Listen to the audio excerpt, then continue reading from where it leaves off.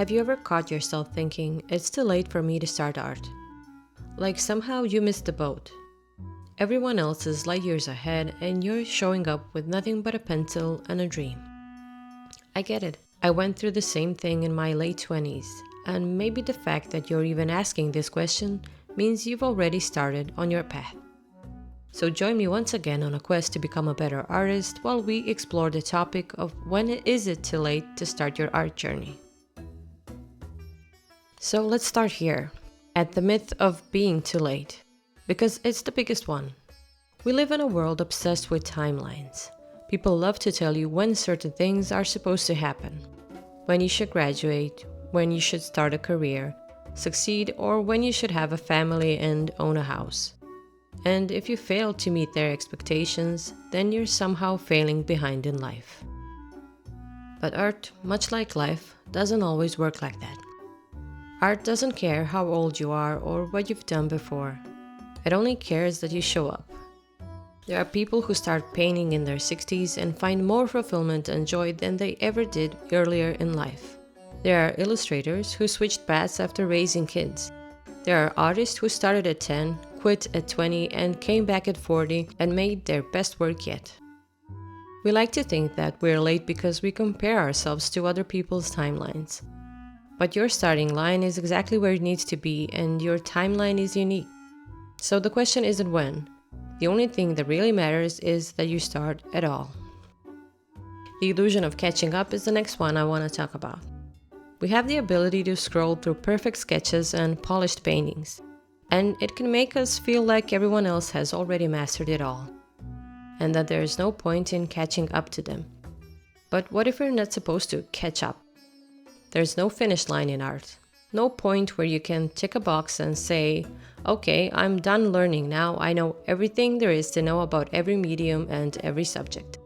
That is almost next to impossible. Even the artists you look up to, they're still figuring things out too. They struggle with anatomy, they doubt their color choices, they scrap entire paintings and start over. So instead of trying to catch up, what if you focused on joining in? You're not behind, you're just part of the same ongoing conversation. Learning, experimenting, making mistakes, and creating anyway. Something that's rarely talked about is that starting late can actually give you an advantage. When you've lived a little, you bring a richer perspective. You have more patience, more empathy, more feelings to explore, and more stories to tell. Maybe your lines won't be perfect yet, but your insight and your life experience might. Those are the things that can't be learned through art school. Those things only come with time and experience. You might also have a stronger sense of what matters to you. When I was younger, I didn't know what was up and what was down. Looking back, I see how much I've grown, learned, and experienced. And I'm only in my 30s. Who knows what my opinion will be in 30 years' time? Starting later makes you skip that awkward phase in a way. You know what you like, you know what you want to express, and you're not afraid to take your time doing it. So while it might feel like you're late, you're actually starting from a deeper place of understanding. Now, I won't sugarcoat it, learning art takes a lot of time. There's no shortcut to skill, and that's when the reality of practice really kicks in. You'll have days when your hand doesn't cooperate with your brain. You'll redraw the same thing 10 times and still feel stuck. And that's okay. That's part of the process.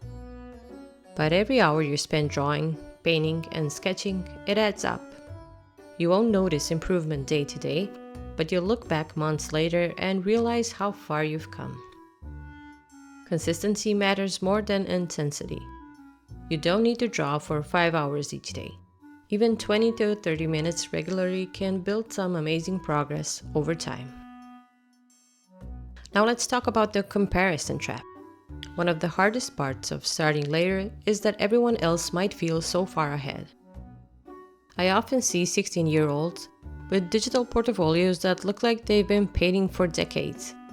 Comparison makes it so easy to start wondering if maybe talent was something you were supposed to discover earlier. And since you didn't, maybe it's too late now and you've missed your chance. But that's not how it works. Most of the artists who seem effortlessly good now have been practicing for years, before anyone actually noticed. You comparing your chapter 1 to someone's chapter 10 is not a fair thing to do. Even if they are ahead skill-wise, your life experience, your taste, your stories are unique to you. No one else can draw your perspective, and in the end, that's what makes art truly powerful.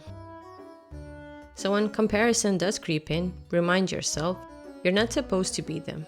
You're supposed to be you. I would encourage you to start before you feel ready. Maybe you've often put off starting art because you were waiting to have more time, own a better tablet, have that perfect art space to create, or when you'll feel more ready. But my honest advice is to start before you feel ready. Start where you are now, with what you have, as little or as much as that might be. Your future self will thank you for it. If you'll wait for the perfect time, you'll be waiting forever. And that goes for other things as well, not just art. We often forget that there's something magical about being a beginner, even if it's uncomfortable. As adults, we don't often give ourselves permission to learn new things badly. We want to be good immediately. But if you think back to when you were a kid, how you could spend hours drawing silly things without caring if they were good enough. That joy still exists, and rediscovering it is one of the best parts of starting art at any age. You get to be curious again, to experiment, fail, laugh, and start over. That's not something to fear. That's something to treasure and embrace. Every artist you admire now also started from zero. They were once beginners. They all had moments of doubt and days when they wanted to quit. The difference is they kept going. Your art journey doesn't need to be linear or fast. It just needs to be yours. Maybe you draw once a week. Maybe you spend months on a single painting. Maybe you pause and come back to it after a month. And that's okay, because art is a relationship. And like any good relationship, it grows with time, patience, and care. The fear of something being too late can become a self-fulfilling prophecy. We tell ourselves it's too late now, so we don't start, and then years later, we regret not having started sooner. But a year from now, you could either still be thinking about starting your first drawing, or you could already have a full sketchbook. Time will pass either way. So what if, instead of wishing you started earlier, you just started now? No expectations, no pressure, just the quiet joy of creating something for yourself.